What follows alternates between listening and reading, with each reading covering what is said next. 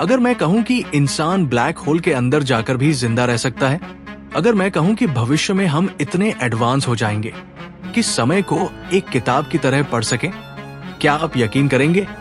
अगर आपने इंटरस्टेलर नहीं देखी तो आप सिनेमा की सबसे दिमाग घुमा देने वाली साइंस फिक्शन फिल्म मिस कर रहे हैं। एक ऐसी फिल्म जो ब्लैक होल, टाइम डायलेशन और फिफ्थ डायमेंशन के रहस्यों से पर्दा उठाती है। लेकिन इस फिल्म का एंडिंग सबको कंफ्यूज कर देता है। कूपर ब्लैक होल में गिरकर मरा क्यों नहीं? वो 5D टेसरैक्ट क्या था? क्या फिल्म में दिखाए गए फ्यूचर ह्यूमंस हम ही थे? आज हम इंटरस्टेलर की सबसे बड़ी गुत्थियों को सुलझाएंगे, साइंस और लॉजिक के साथ। फिल्म के क्लाइमैक्स में कूपर ब्लैक होल गारगेंटुआ में कूद जाता है, लेकिन वो मरने की बजाय एक रहस्यमयी जगह पर पहुंचता है जिसे टेसरैक्ट कहते हैं। ब्लैक होल में गिरने पर किसी भी चीज को स्पैगेटी की तरह खींच दिया जाता है, जिसे स्पैगेटिफिकेशन कहते हैं। लेकिन कूपर के साथ ऐसा नहीं हुआ। क्यों? क्योंकि उसे किसी ने बचा लिया और उस जगह पर भेज दिया जहां समय को भौतिक रूप में देखा जा सकता था।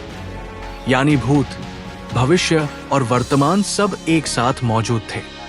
फिल्म में बार बार कहा जाता है कि कोई अननोन बीइंग्स इंसानों की मदद कर रहे हैं, लेकिन वे कोई एलियंस नहीं थे, बल्कि भविष्य में विकसित हो चुके इंसान ही थे। ये सिद्धांत कहता है कि भविष्य में इंसान इतने एडवांस हो सकते हैं कि वे 5वीं और 6ठी डायमेंशन को समझ पाएंगे और समय, टाइम को नियंत्रित कर पाएंगे। मतलब इंसानों ने ही अपने अतीत को बचाने के लिए ये टेसरैक्ट बनाया था, ताकि कूपर अपनी बेटी मर्व को संकेत भेज सके। इंटरस्टेलर की कहानी एक टाइम लूप में फंसी हुई है, यानी जो भी हो रहा है वो पहले से ही तय था। अगर कूपर ब्लैक होल में नहीं जाता तो मर्व को ग्रेविटी डेटा नहीं मिलता और इंसानों का भविष्य बदल नहीं पाता। इसका मतलब इंसान भविष्य में जाकर अपने अतीत को प्रभावित कर सकते हैं।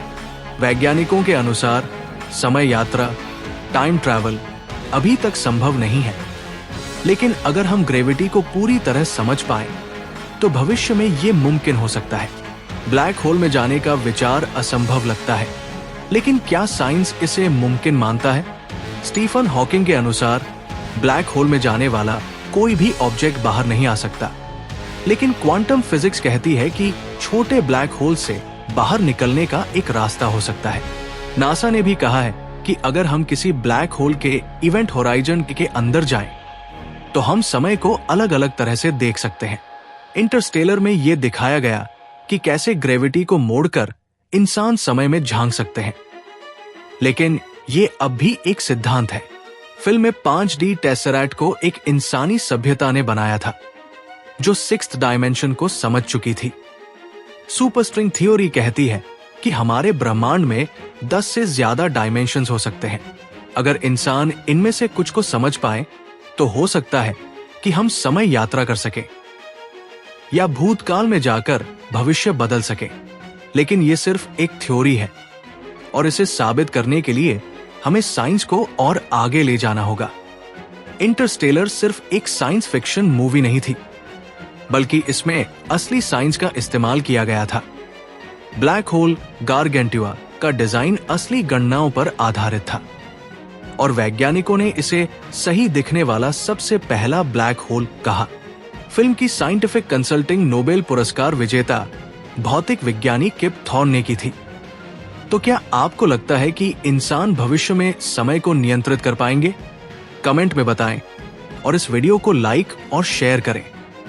इंटरस्टेलर ने हमें यह सोचने पर मजबूर कर दिया कि क्या भविष्य में इंसान इतने शक्तिशाली बन जाएंगे कि वे अपने अतीत को बदल सकें, और क्या समय यात्रा सच में मुमकिन हो सकती है?